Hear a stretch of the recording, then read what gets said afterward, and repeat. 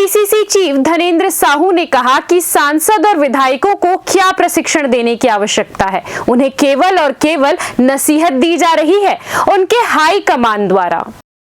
पूर्व PCC chief Dharmendra Sahu ने स्पष्ट कहा है कि जो मैनपाट पर प्रशिक्षण वर्ग चल रहा है वहां प्रशिक्षण नहीं बल्कि नसीहत दी जा रही है कि जो मंत्री विधायक सांसद भ्रष्टाचार में लिप्त हैं वह तत्काल सुधर जाए, नहीं तो उन्हें मंत्री पद से जो नवाजा गया है उसे छीन लिया जाएगा। साथ ही साथ अगर जनता के साथ भ्रष्टाचार किया जा रहा है तो सुधर जाए, नहीं तो आप दोबारा जीत कर नहीं आएंगे। वहीं आगे धनेंद्र साहू ने कहा कि भारतीय जनता पार्टी की रीति नहीं है किसानों के बारे में सोचे, वह केवल उद्योगपतियों के बारे में सोचने वाली पार्टी है। आज किसान खाद और बीज के लिए दर दर भटक रहे हैं। देखिए, अभी जो इनका अंदरूनी एजेंडा है वो तो सामने आता नहीं है, लेकिन जैसा कि हम लोग उम्मीद करते हैं सांसद और विधायकों को क्या प्रशिक्षण देंगे, उनको प्रशिक्षण की क्या आवश्यकता है और दे रहे हैं।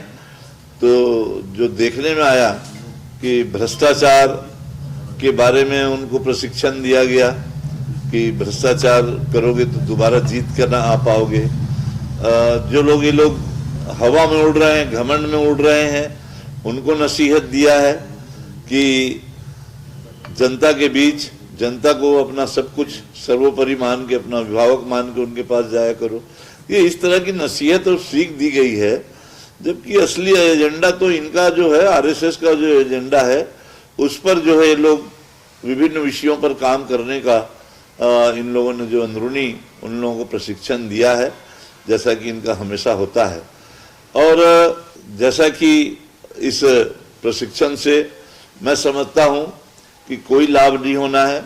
जो इनका जो रवैया है भ्रष्टाचार का, आकंठ इनके डूबे हुए हैं, मंत्रीगण डूबे हुए हैं, इनके राज में अधिकारीगण पूरा भ्रष्टाचार में डूबे हुए हैं, उन पर नियंत्रण की बात नहीं कर पा रहे हैं।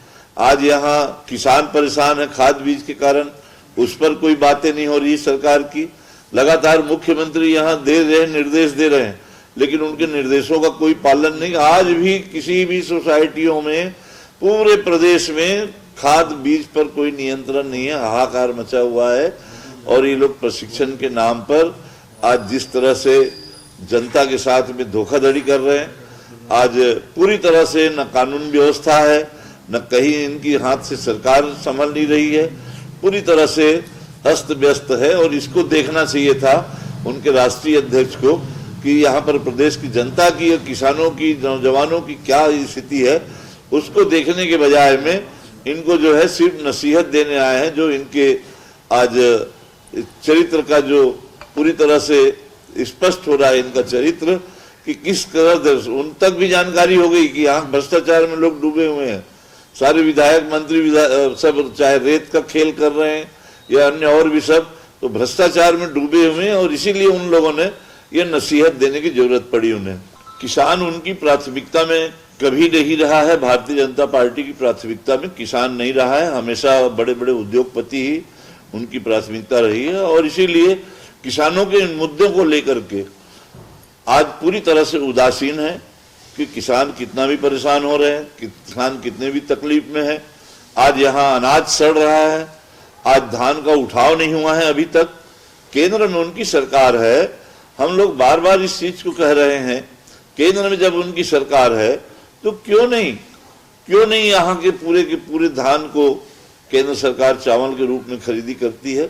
आज सड़ने के लिए, औने पौने दाम में बेच जाने के लिए आज पूरी तरह से, जिससे पूरा प्रदेश के राजस्व को लगभग यहाँ के राजकोष से 10,000 करोड़ से अधिक का नुकसान इस अकेले धान के मामले में होने जा रहा है। रबी फसल का उसके कारण किसानों को मूल्य नहीं मिल पाया कि आज जो एक्स्ट्रा स्टॉक है वही क्लियर नहीं हुआ। राइस मिल वालों को 1600 रुपये कुंटल में धान मिल गया, जबकि आज पिछले साल में वही रबी के धान को 2223 रुपये कुंटल में जब हमारी सरकार थी तो किसानों को उसका लाभ मिला था।